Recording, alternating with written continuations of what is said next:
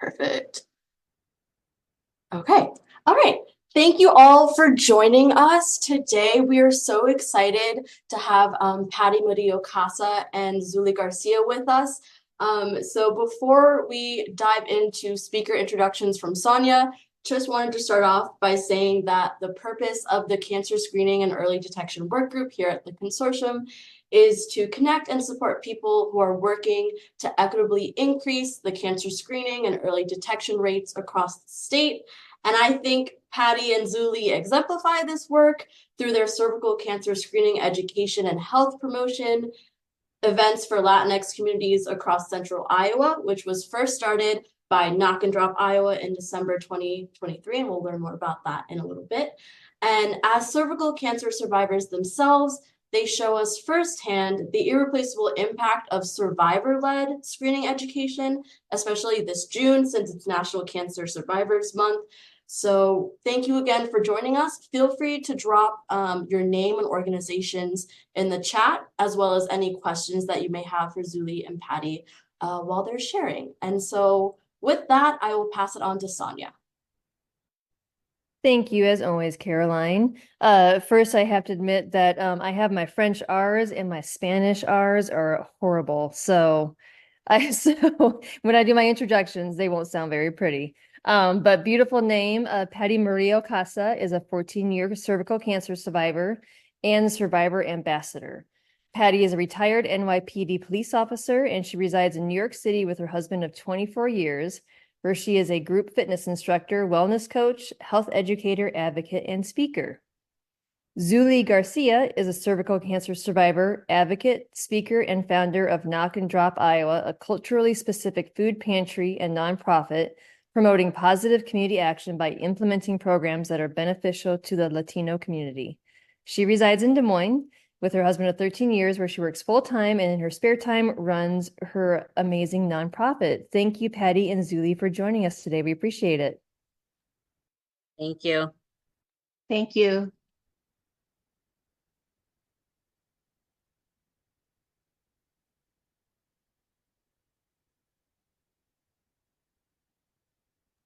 Awesome. And with that, the floor is yours. We've got you spotlighted.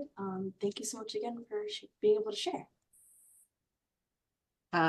Should I start? Yes. Yes. Yes, Patti, you're my mentor. Thank you, Zuli. Thank you so much for inviting us to this amazing workshop and for us to share our story and our work that we are passionate about. I was diagnosed with cervical cancer in the year 2008, 15 years ago. So I'm a 15-year cervical cancer survivor. Yes. So that's a big milestone for me, saying 15 years. In the year 2008, I was ready to retire. So that's when I started having my symptoms, which was I was bleeding between menstrual cycle. But since I was ready to retire, I accredited it to the stress I was going through, me leaving this job of 20 years. That's all I knew how to do, be a police officer. So it's a little stressful leaving that kind of life to go into a new, different chapter. But I was excited at the same time, but a little stressed. So I accredited my bleeding to a little bit of stress. And I retired, and the symptom progressed, meaning my bleeding became a little more. I felt fatigued. I felt bloated in my lower abdomen. So to the point that I couldn't ignore it anymore. To take a little back, I have not visited my gynecologist for 3 years. Why, you might ask? Because my gynecologist retired, right? And I didn't feel the dire need to go and look for another one right away. And because I was feeling fine, I had no symptoms, I was healthy, so I thought, right? And time passes.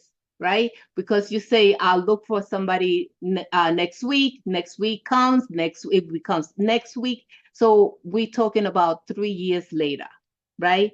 Um, so I started having those symptoms to the point that I couldn't ignore it anymore, and I had to go and find a gynecologist. Once I got there, right, uh, just to take it back into concept, once you got your symptoms, you're already on the late side, right? So I went to the gynecologist, and she's like, "Oh, I'm gonna have to refer you to a gynecologist oncologist." So I knew what oncologist meant, but my mind did not go there yet, right? I was like, okay. He goes, they'll do a better biopsy because she biopsied me. They'll do a better biopsy, and you'll have more information. So I went to New York Presbyterian Hospital here in New York City, one of the best hospitals, and that's my opinion, right? And where he biopsied me again, and that's when I got my official diagnosis. It was cervical cancer, and I was in stage 2B already, 2B. So it's an aggressive stage, right? But we had to go to work, right? My tumor was too big to be a candidate for a hysterectomy. So he decided to treat me with 35 treatments of radiation, external radiation, 7 treatments of chemotherapy, and 2 of brachytherapy, which means internal radiation. So he said that we were going to do that, and my tumor might shrink, and then we'll operate. So honestly, I was 48 years old. I did not know anyone that had cervical cancer, right?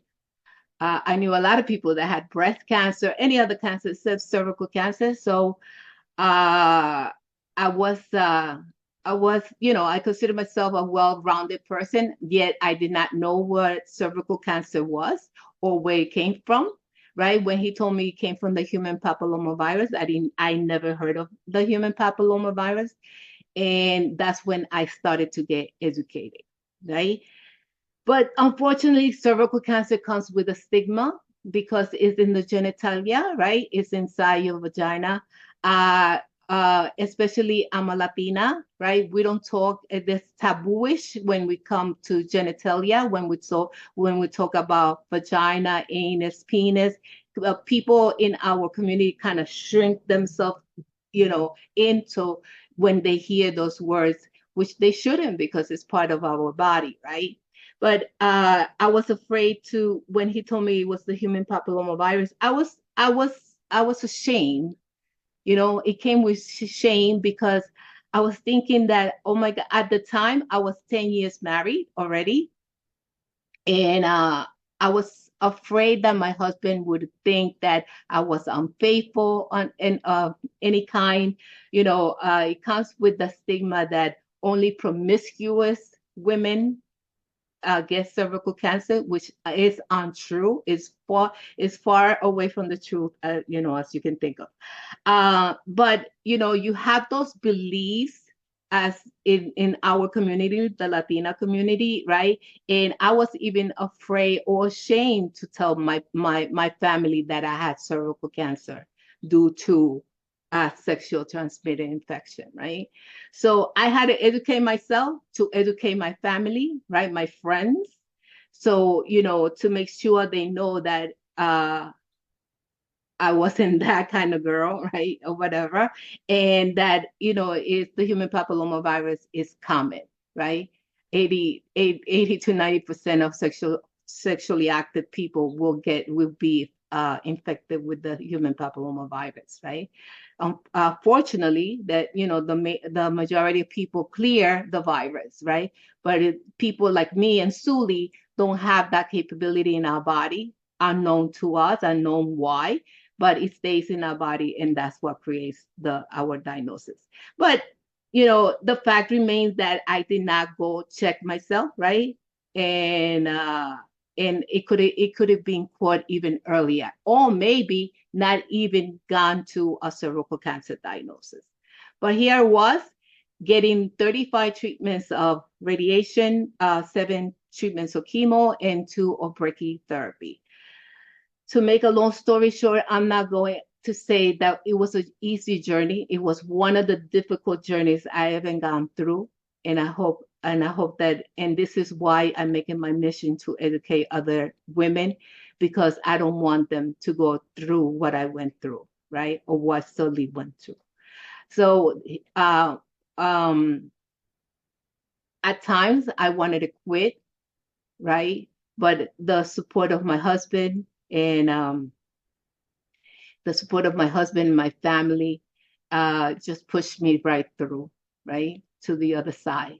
I was one of the lucky ones that when the treatments were finished, my tumor had disappeared completely. I had no evidence of disease whatsoever. So I never got to do any kind of surgery. So I do have my ovaries, everything inside. You know, I did not get a hysterectomy at all. The treatments, when my body responded so well, and the treatment just cleared the whole entire tumor and no evidence of disease. So I consider myself one of the lucky ones, right? Because that's not everybody's story, right? Unfortunately, some other women have to go through that and much more, and resulting in reoccurrence of the cancer, right? So I was lucky for the doctors to clear me and say you're cancer free, right? But I just want to tell you that when the doctor tells you you're cancer free, that's not the end of the story. You know, it continues. Nobody tells you what it entails. But you know, I went into a depression. You know, I couldn't find myself. You know, cancer changes your life completely. I didn't find the old Patty, right? I had to reinvent myself, so to speak. And I became so depressed that I went into depression, and I found food to be my comfort, right? So I started eating. The scale went up to 240 pounds. I only 5'3", and so my doctor was morbidly obese. I became sick again, right? Because obesity, I was diagnosed with diabetes, high cholesterol, high blood pressure, right? Those diseases that do kill too, right? So I found myself facing my own mortality again, right? But this time I can control the situation, right? So to make a long story short, I found a program that worked for me, and in 14 months, I lost 113 pounds. And here I am. Here I am. I educate other women in health. I'm a health educator, especially for women, to look at me that we could be in one side, but we could go through the other side if we put the effort and look for a better health, you know, better health that will close doors for other illnesses. So, but I'm here to say that, you know, this cancer is one of the cancers that should not be in the arena of cancer, right? Because we got the tools to prevent it.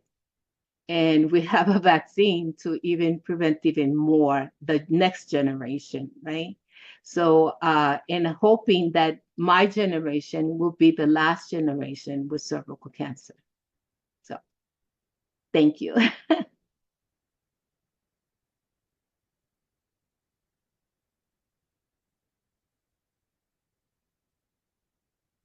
So, Zuli? Yep. Yeah.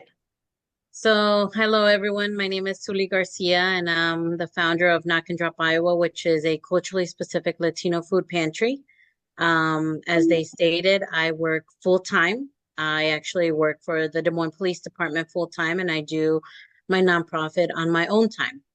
And I was diagnosed with cervical cancer back in November of 2023. And as Patty stated, as I was listening to Patty, it was taking me back to those moments when I was diagnosed, and I was having the same issues. I was having some spotting in between. I will take you back. I had my period when I was 10 years old. So they were heavy bleedings this whole time, 10 years. Then all of a sudden, I wouldn't have a period, and I would have to go to the doctor to get medication to force my period to come. I had polycystic ovaries, which I couldn't bear a child, and that was very hard for me. And then on top of that, all of a sudden, I'm going through this, spotting and bleeding. And like Patty mentioned, I thought it was stress. I thought, it's probably stress. I'm going through a lot, or I am, you know, had a shot, I had an injection for some pain, and I thought maybe that had created it. So I did have my yearly physicals every year and my pap smears, and they were always normal. I never had any issues. And then I went to my gynecologist and I said, "Hey, I'm having these issues and I want to get checked." And I said, "And if I need to have a hysterectomy, let's just get it done and over with because I'm bleeding, I'm having all these comments." Well, they checked me and they said, "No, everything's normal. Your paps have been normal. We're just gonna keep looking into it. If it happens again, let us know." So it continued happening, and I went back to my gynecologist and I was like, "Look, I feel like I'm on a period all month long. Like I have my 5 or 7 days that, a couple days are in. Now I seem to get a period every month, but now all of a sudden I'm still spotting after the fact and right before it. And it's like I feel like I'm on it 30 days." So she decides, it's a new doctor, and she decides that she's going to do an examination and she's going to do a special, I forgot what it is, but it's like a wand that they check inside to see if you have any cysts or any polyps. And so I get that checked in August, and my results should have been given to me in September. Unfortunately, my sister passed away, which made me go to her funeral back in California at home, and I couldn't get my results. And so I ended up coming back and they scheduled me for November. And then I remember November 3rd, I went in, and let's back up. In September, I got my removal, right? So they did the one thing, and then they went ahead and checked and said, you have a polyp. And that polyp needs to be checked and it needs to be removed. And that was done in September. And that's when I couldn't get my results after the polyp was removed. So then in November 3rd, I went in and I was like, "Hey, sorry, my sister passed away. And so I'm here for my results." And she said, "We need to have a hysterectomy." And I'm looking at her like, "What? I asked for it last year and you guys said everything was okay. Why all of a sudden I need a hysterectomy?"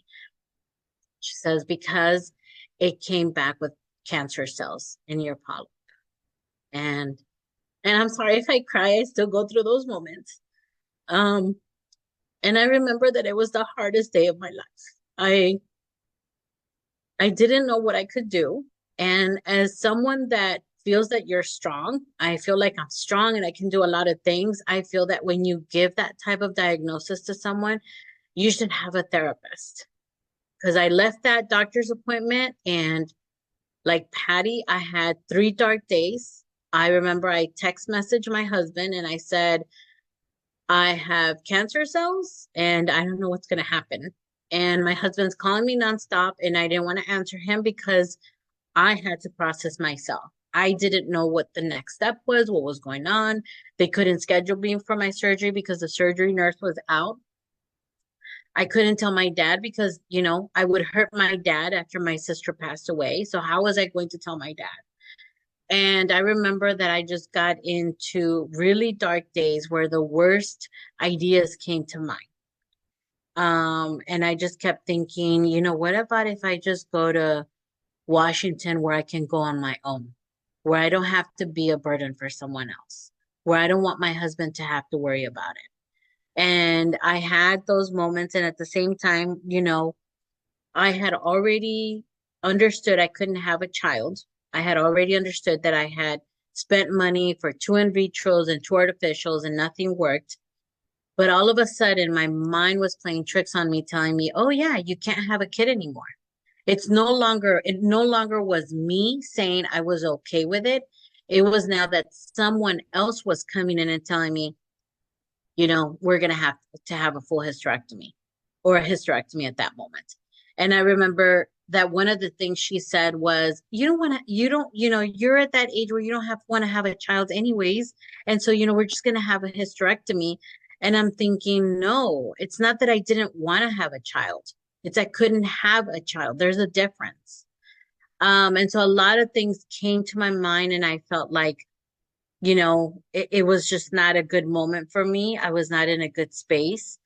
And then all of a sudden they called me and said, okay, we're going to schedule you for December 16th. We're going to have a hysterectomy.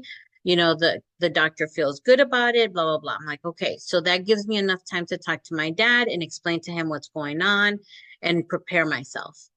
Then 2 days later, they call me and say, you know what? The doctor talked to the other doctors and they decided that they're going to send you to an oncologist and she doesn't feel comfortable. And I'm thinking, well, what's going on? Why all of a sudden things are changing last minute? I'm already going through a lot in my head and then all these things are being thrown at me. It's throwing me more, like into depression. And then finally, the oncologist called the next day and said, we have an appointment November 10th, or you can come in that day, or we'll see you in 2 weeks. I said, nope, I will be there. I saw Dr. Gonick, the oncologist, amazing doctor. I will miss her here in Iowa. She gave me hope. She explained to me everything. She explained to me, a full hysterectomy would be best because of your age and because, you're probably going into premenopause and most likely this is going to put you into premenopause if it isn't. And so either you want to have it now or later come back in a couple of years. It's up to you.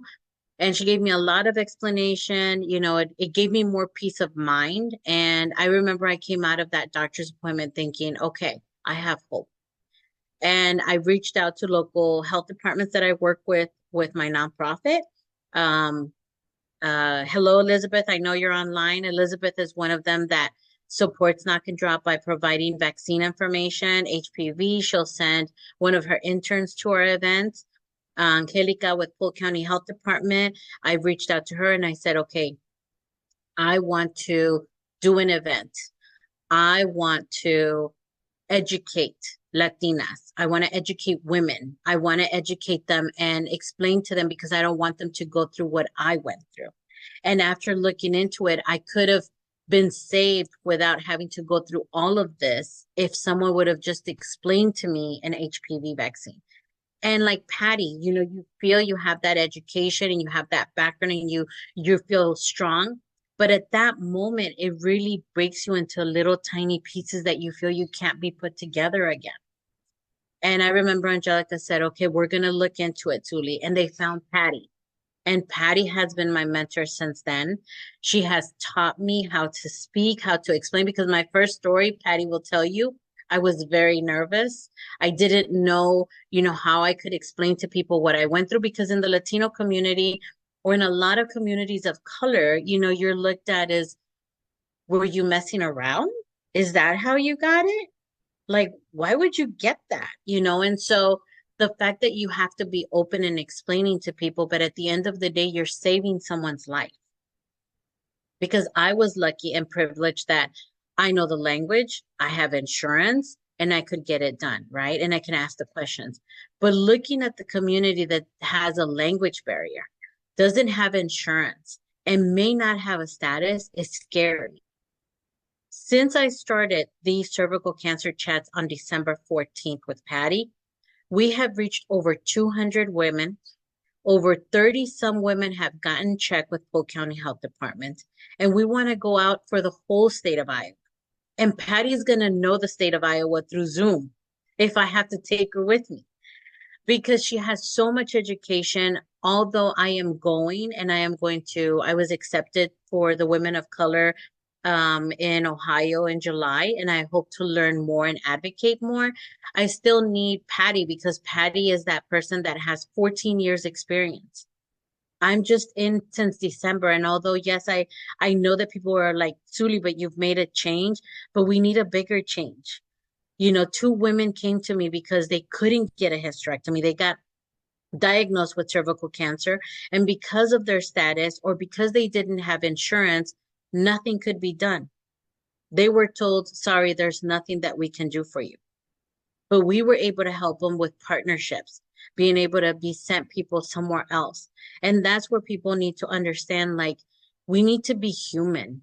We need to be, at the end of the day, we need to understand that we all need some type of help. We didn't ask to get sick. We didn't ask to receive this. We didn't do anything bad. It's just unfortunate that our body can't fight it out. And it's not fair that, we are just sent away, or your diagnosis is given to you and you're like, okay, someone's going to get a hold of you from the surgery center, and they'll let you know when we can do surgery. I honestly, thank God, I did not get into my car and just go into the river, to be honest with you. Because at that moment, my mind was not right. I wasn't answering anyone. I was in a dark, dark moment. And I was there for 3 days. But thankfully, the partnerships that I've made with Knock and Drop in the community have helped me be able to help other women and use my story and my voice and remove the language barriers and remove, the stigma of why you got this. And now we have women that are taking their children to get vaccinated, and women that are telling other women, you need to go to these chats. And we're getting messages. When are you coming back to Perry? When are you coming back to Marshalltown? When will you come to Osceola? Because I know people that have been diagnosed, and we would love you to come to diagnose, to let us know how this works. And, someone told me, Zuli, they don't want to see a white woman tell them what they want to hear. They want to hear from someone like you. And I didn't understand that at first, because I thought, well, you have the education. They're like, that's not it. It's because people identify with you and they know that someone as common as you can receive the help and the assistance that they need. So that's the reason why I do what I do. And that's why I partner with Patti. I partner with healthcare has been amazing to us, and trying to build, when I started the food pantry for food insecurity, I thought that was it, right? And I can do that in my sleep. But now I've realized that there's other barriers that I need to help my community remove those barriers and remove those walls so they can get the help and we don't become a stat, right? Because at the end of the day, we're being used as statistics. This is what's going on. But are we really truly receiving the help that we need to receive?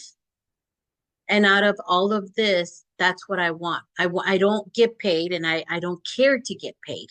I care to save someone and to make sure that a child has food at home and that they still have their mother at the end of the day. Because for myself, it was going to be really hard leaving notes behind for my husband to tell my dad and to tell my husband what he needed to do, what he needed to process. And my best friend, Scarlett, had that letter because I didn't know what the outcome was going to be. So all I ask is for all of you guys to join forces and spread the love and the word in all different languages. My thing is Spanish, right? I don't know any other languages. But I've also been asked someone in Iowa City if I can find a Sudanese person that can speak Sudanese so they can listen to their story. And if not, at the end, they will translate for me. But I would like to have someone in Sudanese if there is one, just because that's their language. We lose, the whole extra time in translating because it's a direct information that we can give them. So that's just about me. If I may add, regarding Suli's statistics, right? Because unfortunately, that's what we become, a statistic, right? So we could say, 4,000 plus women in the United States are diagnosed with cervical cancer every year. 4,000, we lose 4,000 women every year from cervical cancer, right? I also, what drove me to my passion to educate Latinas is when I found out Cervivor, right? I'm a Cervivor ambassador. Cervivor took me, the founder, Tamika Feld, took me to Washington, D.C., to the Capitol, where I shared my story for the first time. And that's where I found out the statistic between cervical cancer and Latinas. We are the most affected by the diagnosis of cervical cancer, right? And that's what drove me. Like, Latinas are the most affected, the most that get diagnosed with cervical cancer. And the two main reasons are because of lack of education. I'm the poster child. The lack of education of the disease and the lack of screening. They don't go to the doctors. Women, Latinas do not go to the doctors and check. So this is the passion, and I found Zuli to have that same passion. And I'm really honored to work with you, Zuli. I'm honored myself, Patty, and I've learned a lot from you, and it's exactly what you said. You know, a lot of people don't understand that, you know, it's the lack of getting checked, but also you have to understand there's a world where, you know, certain men will be like, "Oh, you want to go to the doctor because they want you to see down there, and that's why you want to go." And so that is also, you know, hurting that person in the mind. Like, I don't want to go because I don't want my husband to feel like, you know, Right. this person is looking at me and I'm doing something wrong, or it's embarrassing. But what they don't understand, that can save their lives. And Right. I think that's where we want to make sure we're making that change for women to understand how their lives can be changed, how their lives can be saved. And if they just truly look into that HPV vaccine, we're not talking about, oh, you know, by you giving this vaccine to your child, we're saying they can go have sex. No, it's literally to save their lives and Right. not go through what we went through, because the vaccine came out when I was 27 years old. If someone would have just told me about this vaccine, I would have gotten, I've had insurance all my life. I've never lacked of insurance. But the fact that that education is not out there and it's not being pushed, because God forbid we talk about something that might open the door, you know, to go have sex. No, either way it's going to happen, but why not give them the vaccine to save them? Yeah. So the three keys here that we're talking about is, you know, educate, be aware, and the tools, use the tools that we have to prevent and eradicate this disease altogether. Not only cervical cancer, we're talking about 6 different other cancers that the HPV vaccine you know, entail. So we are talking about 6 different cancers with this vaccination to protect the next generation.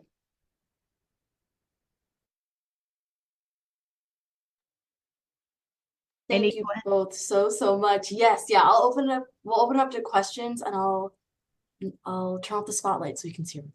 But yeah, feel free to unmute or drop any questions in the chat.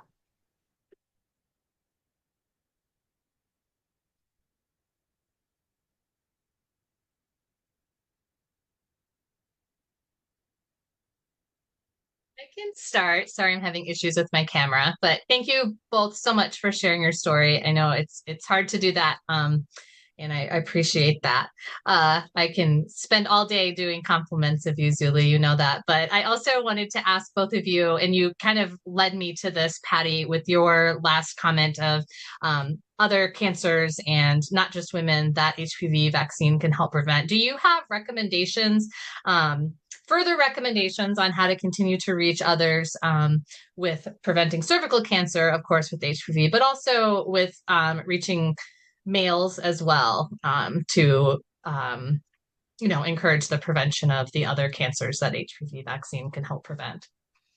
Yeah, so I believe men should be, regardless that, you know, 2 of the 3 or the 6 cancer are penile cancer, anal cancer, and throat and mouth, which recent study says that a lot of men are being affected by it, right?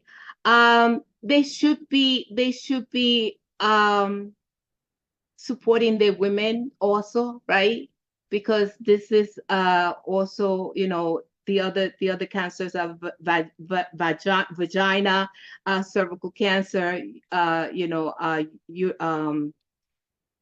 forget the other one. I'm a little nervous, but anyway, supporting the women, supporting each other, right? Is what we should do. You know, help for your spouse, help for the male also, right? So we are promoting the vaccination for the boys and the girls together, right? Boys and girls starting as early as 9 years old, all the way to 26. And now, recently, 2 years ago, is the FDA approved it to women for up to 45 years old.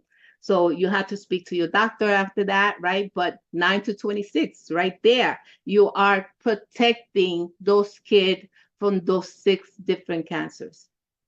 I'm sure that if you say you have a vaccination for breast cancer, everybody will be running. So this is the same thing. This is the same thing. Six different cancers that could be eliminated, right? So let's be proactive. Let's educate the parents and talk to your pediatricians, right? To make sure you are doing the right thing for that child.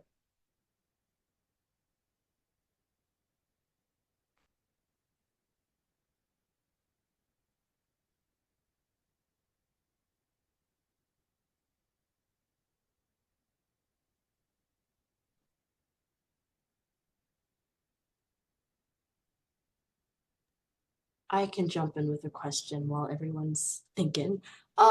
But I'm just curious, what advice do you have for folks who are looking for providers or who may have to find providers? Because it sounds like it's unfortunately a mixed bag where some providers do take concerns and symptoms seriously while others may dismiss them or think there's something else. So I'm just curious, any advice for navigating, I guess, the healthcare spaces and the different providers? I have a rule. I have to be comfortable with a relationship with my doctor, right?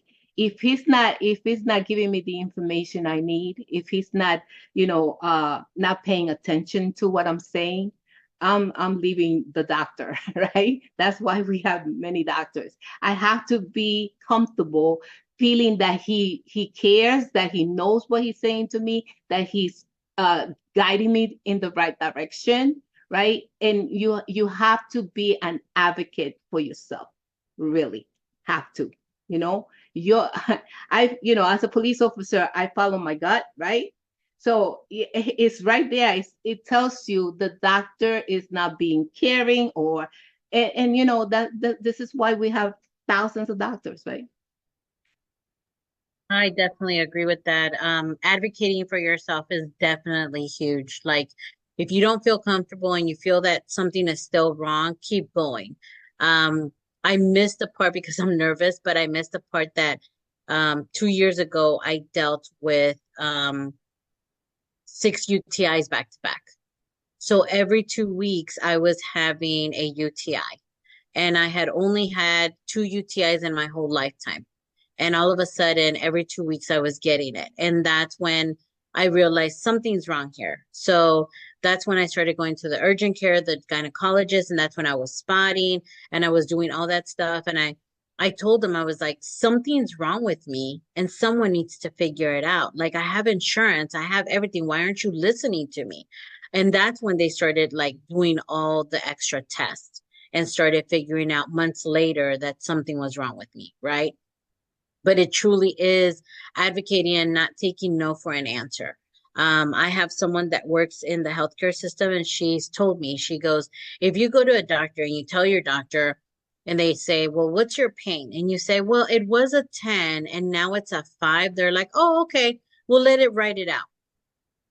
So if you say that, that's what they give you. But if you say, no, it's a 10 and it continues to be a 10, no lower than a 9, you have to advocate for yourself, because if you don't, they just don't, they just feel like things need to write out, right? That's kind of what a lot of doctors are saying, is like, let's just write it out. Honestly, there's a point where you can't write it out anymore, and you are the best advocate for yourself, because no one is going through the things except for you. I was bloated. My husband couldn't even touch my stomach because it hurt so much. And I thought it was like because of certain things that I was eating. I thought I was becoming allergic to certain things.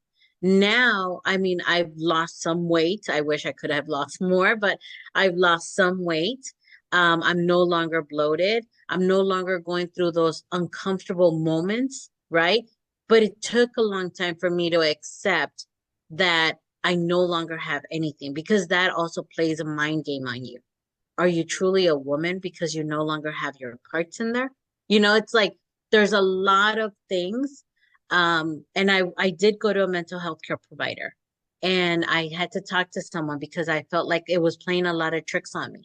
But the best advice is to listen to yourself and actually do the things. Don't think that because you go to a mental health care provider, you're crazy or you can't handle it.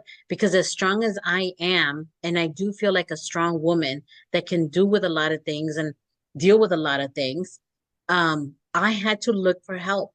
And I didn't doubt looking for the help and advocating for myself when it came down to it, once I got out of the three darkest days of my life.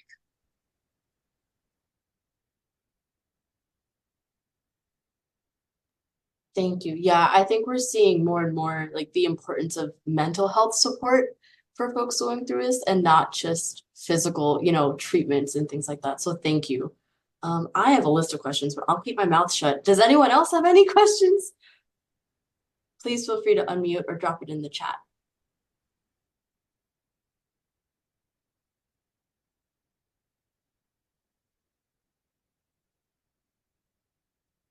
Don't be shy. We talk about everything. Sex, vagina. We're open book. This is how we learn, by asking. So please.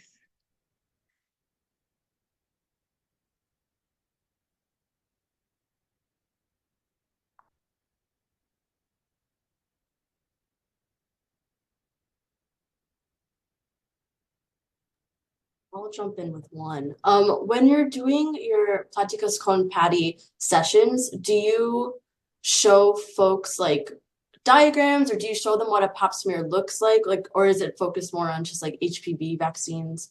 Because I know like when I was waiting for when I got my first pap smear, I was like, I'm so confused. I don't even know what the process is or what the doctor's going to do. So I'm just curious, like, what the educating looks like.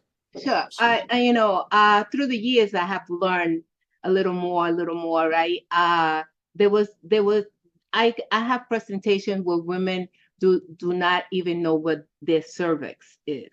So I had to, go back and start there, meet them where they are, right? And take it from there. So, you have to go step by step. This is what education is all about, right? So you don't know where your cervix is. This is your cervix, the opening of the, the womb and all that. So, and your pap test. And now, different guidelines that we have with the pap test and the HPV test and all that. Make sure you're getting both of them. Make sure you're talking to your doctor. Make sure you open the communication between your doctor and yourself.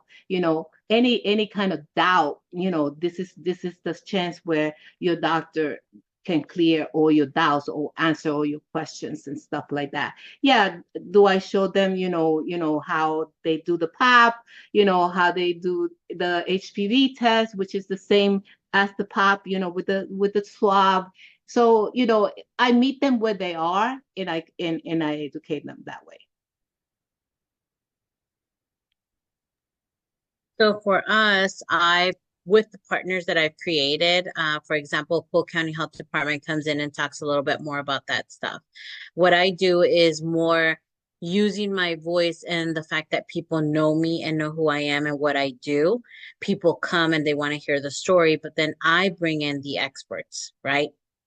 That's not my job, is to explain that part. So Polk County Health Department, Angelica and her team and the nurse do come in and they explain like what they have. And then on a one-on-one, if people want to know a little bit more, they take them aside for a more one-on-one. We have primary health care there as well.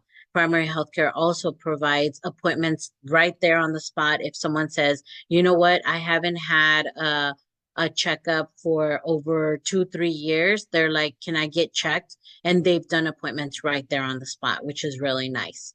Then we also have, like I said, Elizabeth with her team, and they provide vaccine information. And so I try to give everyone time to talk. It's not just Patti and I talking about our experience and what we feel that you should look into, but we also bring in the experts at any of these pop-up stuff that I do. And then at the end, I also do invite a mental health care provider from primary healthcare, because I want people to understand it's okay. It's okay for you to talk to someone else if you feel that there's something more there and you feel like you don't know who else to talk to.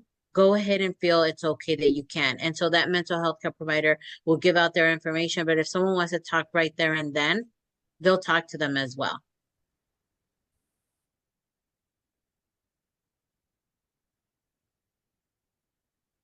That's really helpful. And I love that you're bringing in partners like from different orgs, because I really do think it takes a village. So that's really great. Any questions? Feel free to unmute.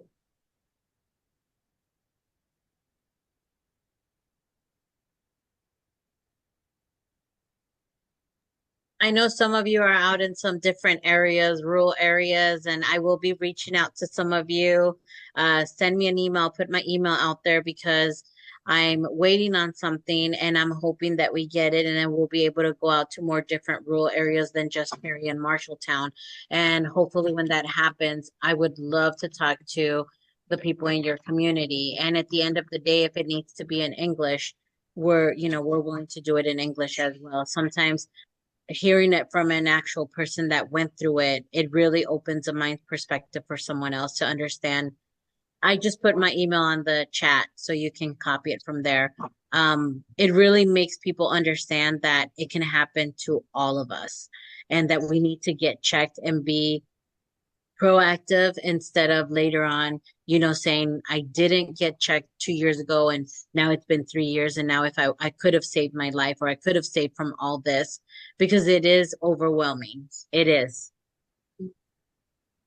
The other thing I want to say is that I was diagnosed in the year 2008, so 15 years ago, 16 years ago.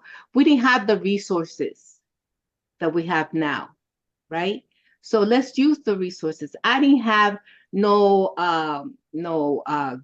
group support. I didn't have no mental health that I could speak to. None of that was then, right? And nobody was talking about cervical cancer. No one. It was stigma. You don't talk about any cancers below the belt, right? So the resources have changed and it's getting better and better. We have a vaccination, for goodness sake, right? What's the best we can do right there? Vaccination, and let's promote the vaccination. It's effective, right? It's over a decade old. It's older than your Facebook page, your iPhone, right? So and it's effective. It has given millions of doses have been given in the United States alone. So let's do this. I do like something that Patty says in our chats when we have them is that Australia has been pushing for the HPV vaccine, and by the year 2030, they assume they will no longer have cervical cancer. That's amazing. That's a huge difference. And just like Patty, I had no clue there was cervical cancer. You only hear a lot about breast cancer. And that was like all I knew. And then when I got diagnosed, I was just like, what? What are you talking about? So, the education is definitely needed out there. And think about it. I can speak both languages and I didn't even know about it. And I can read it and I didn't even know about it. So can you imagine the people that speak one language that's a barrier and I speak two and I still didn't know about it? And I just want to reiterate the chat. Jean says, can we get a hold of you, Zuli and Patty? I'm happy to make that intro email. So I'll get you all in touch. And then Sonia said that she'll be sharing your website with her primary care provider network. And I think the PCPs are a really great group to tap into for this. So really excited. I'll put Cervivor's website, cervivor.org, CERVIVOR. Perfect. Thank you, Patty. Awesome. Yeah, so we send out a meeting minutes. So folks will, anything you want shared in the meeting minutes, let me know. I'll put an ask out for any Sudanese. You said Sudanese speakers? I can put that out too and see if anyone knows anyone. And Morgan has been trying. Oh, Morgan's been perfect. trying for Okay. a while. And I believe there's only one, but sometimes people don't feel comfortable and we understand that. Um, but it's like Patty said, I mean, I've looked into Survivor, I've given my story, and I think we only have 32 or 33 Latina women all over the US. It makes it very hard for people to feel comfortable in talking. But the fact that you can save someone's life, like my goal when I started the cervical cancer chats was to get 5 women checked at least. And the fact that I'm over 30 some is shocking and amazing to me. But that makes a difference. Yeah. Okay. Awesome. Yeah. So Lucy, I think Lucy had has to hop off, but Lucy's great. We love Lucy. She works out in Dubuque, and she would love to connect as well because they have a few events coming up in Dubuque focusing on health for the Latino community. So I can also make a warm intro for Lucy and you both. And then Jody said that World Relief in the Quad Cities may help with the Sudanese translator. So I will make a note of that too. But yes, this will all be in the meeting minutes, so I'll make sure I save the chat. But yeah, we've got 8 minutes. Unless anyone has any final comments, questions. I just want to thank you both so much again for sharing your stories. The chat is full of just praise and thank yous and for your advocacy and for all you do. So okay, I don't think I missed anything in the chat. I did have one last question. I'm just curious. I didn't know you both had connections to police departments. And I know Patty mentioned being a police officer, you learn to trust your gut. So I'm just curious, like any other lessons or takeaways from the police department that you've brought into your cervical cancer screening work? No, mainly just my gut, be Yeah. aware. I have become in tune with my body a little more, right? Being a survivor of 15 years, right? I still have that, if something hurts, oh my God, my cancer came back, right? So it gets better, but it never goes away. Never goes away. It gets better. So this to till today, 15 years later, I'm very in tune with my body, my health. And this is why I try to educate other women, mainly women, because we tend to leave everything to the side because the husband comes in, the kids comes in, everything comes first, right? And I try to relay that message, that you have to put yourself also in the priority list, right? So yeah, it just I became more in tune, and I like to educate other women regarding that. Definitely. I tell people the same thing I tell them when I'm talking about the police is, don't let the bad people have the power over you.